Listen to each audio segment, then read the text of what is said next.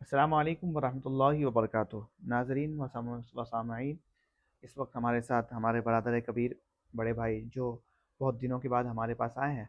मैं चाहता हूं कि कुछ सवालात हैं जो मैं इनसे करना चाहता हूं। पहले सवाल इनसे ये है कि मुंबई में आकर आपके 4 साल हो गए, आपने यहाँ आकर क्या तजुर्बा हासिल किया? जी, सबसे पहले आपके तमाम व्यूअर्स को मेरा सलाम।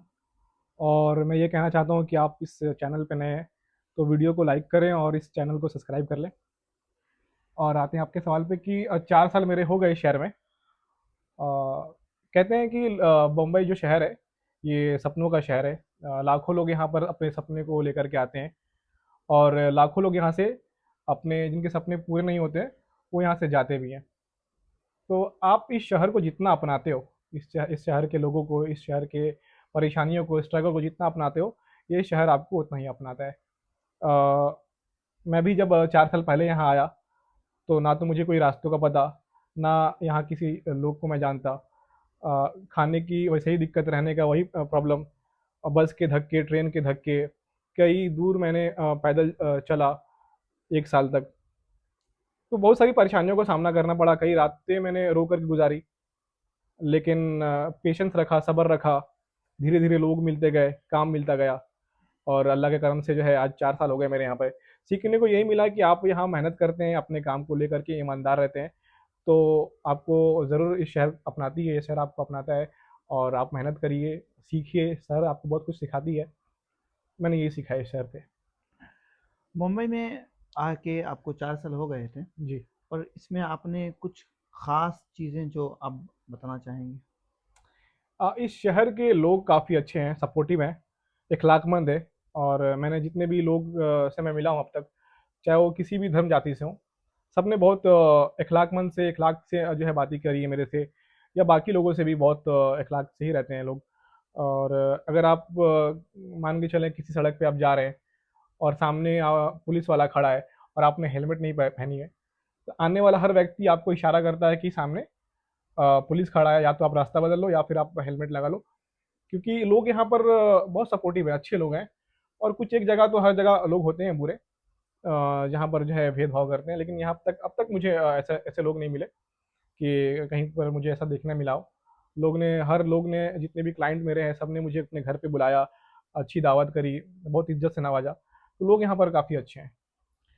मुंबई की एक ख़ास बात जिसको आप बदलना चाहेंगे, जिसको आप तब्दील करना चाहेंगे, जो तब्दील होना चाहिए आगे? हाँ जी, एक बहुत ही बड़ी डिफ़िकल्ट चीज़ है इस शहर की, अगर ये बदल जाए तो काफ़ी अच्छा हो जाए इस शहर के लिए। यहाँ का लोकल ट्रेन, यहाँ के लोकल ट्रेन में ट्रैवल करना मतलब हर दिन आप मौत से गुज़रते हो। इतनी भीड़, मतलब आधे लोग ट्रेन के बाहर लटक कर जा रहे होते हैं। क्योंकि इस शहर की आबादी बहुत ज़्यादा है, पॉपुलेशन बहुत ज़्यादा है। हर दिन लोग बाहर शहरों से आ रहे होते हैं, जिसकी वजह से लोकल ट्रेन में ट्रैवलिंग करना बहुत ही डिफ़िकल्ट हो गया। अगर मैं आज ये चीज़ कर रहा होता, तो मैं शायद ये शहर छोड़कर भाग गया होता। वो तो मैंने फिर अपनी व्हीकल ले ली, गाड़ी है अपने पास, जो मैं अपना आना-जाना जाने का गुज़ारा मैं कर लेता हूँ। लेकिन एक यही चीज़ है जो इस शहर को जो है बहुत ही डिफ़िकल्ट तरीके से लेकर चलती है, यहाँ की लोकल ट्रेन। अगर जी। इसमें अगर सुधार हो जाए, या सरकार यहाँ पर सुधार कर ले और भी कुछ मेट्रो वगैरह का जुगाड़ हो जाए, या फिर अंडर जो भी रोड में बहुत ट्रैफिक होती है, ये सब की सुधार अगर हो जाए, तो शहर में और भी अच्छा हो सकता है। अ, ये कि मैंने आपको यहाँ कभी गुस्सा करते हुए नहीं देखा, और हमेशा खुश खुश दिल पाया आपको, नरमी से और खुश मिजाजी से रहता हुआ पाया आपको। इसकी असल वजह? देखिए, मेरा मानना है ना हाफ़िज़ साहब कि गुस्सा जो है ना इंसान की सबसे बड़ी दुश्मन है। अगर आप अपने गुस्से पे काबू नहीं कर पाते हैं, तो आप बहुत सारी चीज़ों से हाथ धो बैठते हैं। आप मान के चले, आप गुस्से में हैं, किसी से झगड़ा हो गया, आपने हाथापाई कर ली, पुलिस केस हो गया, आपको जो है जेल जाना पड़ गया। तो एक गुस्से की वजह से आपको बहुत सारी चीज़ों का सामना करना पड़ सकता है। अपने काम पे आप हो, किसी चीज़ को लेके आपको गुस्सा आ गया, आपने गुस्सा कर ली, तो आपके हाथ से काम भी जाता है और बहुत सारे नुकसानात जो है और देखने को मिलते हैं।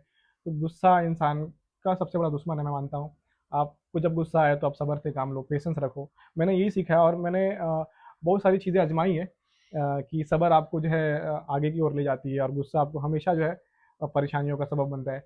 तो गुस्सा नहीं करना चाहिए, अपने आप को सँभालना चाहिए सिचुएशन में कि अब गुस्से पे या तो आप कहीं दूर चले जाएँ, एकांत में हो जाएँ या फिर आप उसको सब्र से काम लें।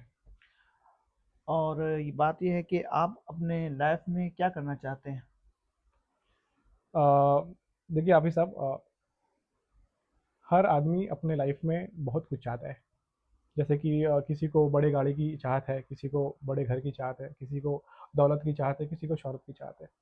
तो हर लोगों की अपनी-अपनी चाहत है और चाहत कभी ख़त्म नहीं होती है। हर आदमी की चाहत जो है, आज छोटी गाड़ी है तो कल बड़ी गाड़ी गाड़ी की चाहत है। आज कम पैसा है तो कल ज़्यादा पैसे की चाहत है। तो चाहत कभी इंसानों की ख़त्म नहीं होती है। तो मैं ये चाहता हूँ कि लाइफ़ में जो भी करूँ, अगर वो चीज़ हो गई तो उस पे अल्लाह का शुक्र आप मनाइए, और अगर वो चीज़ नहीं हुई तो अल्लाह का हिकमत समझ कर के आप उस पे रज़ामंद हो जाइए। नाखुश या मायूसी आप ज़ाहिर मत कीजिए उसमें। जी। तो मैं ये मानता हूँ कि और बाकी अपने लाइफ़ में बहुत सारी चीज़ें हैं जो मुझे करनी है, मैं करना चाहता हूँ। कोशिश में हूँ, मेहनत कर रहा हूँ और इंशाअल्लाह अगर अल्लाह ने चाहा तो ज़रूर पूरा होगा। और ना नाउम्मीदी आप मत रखिए, आप अल्लाह से नाउम्मीदी मत रखिए। हमने देखा कि आप अपने दोस्तों की हमेशा मदद करते हैं और फैमिली में भी आपने बहुत सारे ऐसे काम अंजाम दिए, और इस बारे में आप क्या कहना चाहते हैं? हाँ, बिल्कुल। देखिए हाफ़िज़ साहब, मैं ये मानता हूँ कि आप हमेशा आपको अल्लाह आपके कंधे को मजबूत बनाए कि आप दूसरों के काम आ पाएँ। मतलब आप अगर ये चीज़ में आप कर पा रहे हो, तो अल्लाह ने आपको बहुत ही चुन करके आपको चुना है कि आपके ऊपर में वो ज़िम्मेदारी डाली है कि आप वो चीज़ कर पा रहे हो, तभी आपको वो ज़िम्मेदारी आपको दी गई है। मुझे बहुत खुशी होती है जब मैं किसी के लिए अच्छा कर पाता हूँ, अपने फैमिली के लिए, दोस्तों के लिए और रिश्तेदारों के लिए। अगर मैं कुछ अच्छा कर पाऊँ तो मेरे लिए बहुत खुशी की बात है। और मैं ये बोलना चाहता हूँ कि आप कभी भी कुछ किसी के लिए करते हैं, तो आप उनसे बदले की उम्मीद मत रखिए। मतलब आप अगर ये सोच के कर रहे हो जी। कि आप अपने दोस्तों के लिए कुछ कर रहे हो और आप ये चाहते हो कि आपके दोस्त भी आपको वक़्त आने पे आपको इस बदले का सिला दें, तो ये फिर आप दोस्ती इसको नहीं कहते हैं। मुझे लगता है कि ये फिर सौदा हो गया, और कहीं भी किसी भी रिश्ते में अगर सौदा आ गया, तो वो रिश्ता रिश्ता नहीं होता है, फिर वो सौदेबाज़ी कहलाती है। तो सपोर्ट करना चाहिए अपने लोगों का, अपने आप जिसे चाहते हैं, जिसे मानते हैं। तो मैं यही चाहता हूँ कि अल्लाह मुझे और कामयाब करे और ज़िम्मेदार बनाए कि मैं सबके मुसीबत में या सबके प्रॉब्लम्स में खड़ा हो पाऊँ। सवाल ये है कि आप शादी कब करेंगे, और आप अपने आने वाले अ क्या हम सफ़र के लिए क्या करना चाहेंगे आगे? देखिए हाफ़िज़ साहब, मेरी शादी हो ना हो, आपकी शादी मैं ज़रूर करवा दूँगा इस साल, आप परेशान मत होइए इसके लिए। और रहा बात शादी का, तो इंशाल्लाह जब जहाँ होना होता है शादी हो जाती है और हर चीज़ की दिन मुकर्रर की गई है। तो इंशाल्लाह जब तारीख आएगी तो ये भी हो नहीं, जाएगा। नहीं। और जी। हम ये चाहते हैं कि आपकी शादी हमसे पहले हो, और यही देखिए, वो रस्म। तो अल्लाह की मर्ज़ी है, अगर आपसे पहले लिखी होगी तो आपसे पहले ही हो जाएगी। अगर जी। आपको इस चीज़ की जल्दबाज़ी है, तो हम आपका भी घर में बात करके पहले करा दिया करेंगे। और मैं ये कहना चाहता हूँ कि मैं ये चाहता हूँ अपने जो भी जिससे मेरी शादी हो, कि वो अख़लाक़मंद हो और समझदार हो और आपकी चीज़ों को समझे, आपको इज़्ज़त करे, आपके परिवार को समझे। और हर आदमी को चाहिए कि वो भी अपने जो भी हमसफ़र है उसको, उसकी परेशानियों को समझे, उसके बिना कहे उसकी बातों को समझे और हर हर टाइम उसके साथ कदम से कदम मिलाकर चले। मैं यही चाहता हूँ और ऐसा होना भी चाहिए। देखिए, शादी के बारे में आपने कहा कि शादी के लिए जल्दबाज़ी, ये तो नहीं, मैं कहता जल्दबाज़ी हूँ। जल्दबाज़ी की बात नहीं है। दरअसल ये है कि निकाह जो है वो आधा ईमान है। बिल्कुल, इसको वक़्त पे करना बहुत ज़रूरी है। बिल्कुल। जो इंसान जब बालिग हो जाता है तो उसके लिए बेहतर ये है कि वो आगे चल के अगर उस लायक हुआ है तो सबसे पहले वो निकाह कर ले। जी, अगर वो अपनी औलाद को आने वाली जो उसकी हमसफ़र है, उसको अच्छे से रख सके, तो वो ऐसे मोमेंट में वो जी, निकाह करे, ताकि वो बहुत सारी गुनाहों से बच सकेगा उससे। बिल्कुल। तो मैं मानता हूँ कि मैंने मना नहीं किया है कि भाई मैं शादी नहीं कर रहा या फिर मैं नहीं करना चाहता हूँ। जब जहाँ जोड़ा मेरा लिखा रहेगा, कहा गया है कि भाई जोड़ा सबका बन कर के आता है, तो मेरे भी हर शादी के भी दिन मुकर्रर किए गए होंगे कि भाई फला दिन फला तारीख को होगी और किससे होगी ये भी मुकर्रर किया होगा। तो देखते हैं अभी क्या क्या होता है लाइफ में, आपको कहाँ कहाँ ले जाती है आपको चीज़ें। तो इंशाल्लाह जब मौका आएगा तो करूँगा। बहरहाल आप इसके लिए भी ज़रूर कोशिश करें। बिल्कुल। अब आप ये बताएँ कि आप मेरे सब्सक्राइबर के लिए, हमारे जो यूज़र हैं उनके लिए, हमारे फॉलोअर्स के लिए क्या कहना चाहते हैं? मैं ये आपके व्यूअर्स को ये कहना चाहता हूँ कि 2026 शुरुआत हो चुका है। कई सारे लोग जो है इस साल अपने-अपने लाइफ में क्या करना चाहते हैं, अपने-अपने गोल्स को लेके आगे बढ़ना चाह रहे हैं, बढ़ते हैं। हुँ, और मैं ये कहना चाहूँगा कि आप डॉक्टर बनो, इंजीनियर बनो, आप जो बनना चाहते हैं आप बनो। लेकिन सबसे पहले एक आप एक अच्छे बेटा ज़रूर बनो, क्योंकि मैंने अभी देखा कुछ दिन पहले एक बूढ़ी औरत जो थी एक सड़क के किनारे रो रही थी। तो मुझे देख के बहुत तकलीफ़ हुई, मैं उनके पास गया कि आंटी क्या बात है, आप क्यों रो रहे हो? मुझे तो मैं जब उनसे मिला तो उन्होंने बताया कि उनका बेटा एक बड़े कंपनी में इंजीनियर है और उसने इनको घर से निकाल दिया और एक वृद्धाश्रम में, ओल्ड एज होम में माज़अल्लाह। छोड़ दिया है। वो बहुत रो रही थी, मुझे बहुत अफ़सोस आया। तो मैं ये कहना चाहता हूँ कि आपकी जितनी डिग्री है, सब बेकार हैं अगर आप अपने माँ-बाप की खिदमत नहीं कर सकते हैं तो। हुँ, आप उनके बुढ़ापे में उनका सहारा नहीं बन सकते हो, तो ये सब चीज़ें बेकार है। तो एक कुछ बनने से पहले आप एक अच्छा बेटा ज़रूर बनो, एक अच्छा भाई ज़रूर बनो, क्योंकि मैं मानता हूँ कि बाप के विरासत की सबसे महँगी चीज़ होती है जो आपके भाई भाई होता है। भाई को कहा गया कि आपका बाजू कहा गया है। तो भाई के साथ खड़े रहें, हमेशा जो है एक बैकबोन बन के खड़े रहें। और तीसरी चीज़ ये है कि मैं मानता हूँ कि अच्छा दोस्त बनें और फ़ायदे और घाटा देख कर के दोस्ती ना करें कि फ़ायदे और घाटा देख कर के दोस्ती कर रहे हैं। आप अगर किसी से दोस्ती कर रहे हैं तो अच्छे नियत से करें, कैलकुलेशन ना रहे उसमें कि सौदेबाज़ी ना रहे, क्योंकि सौदेबाज़ी का हर रिश्ता रिश्ता नहीं होता, सौदेबाज़ी होता है।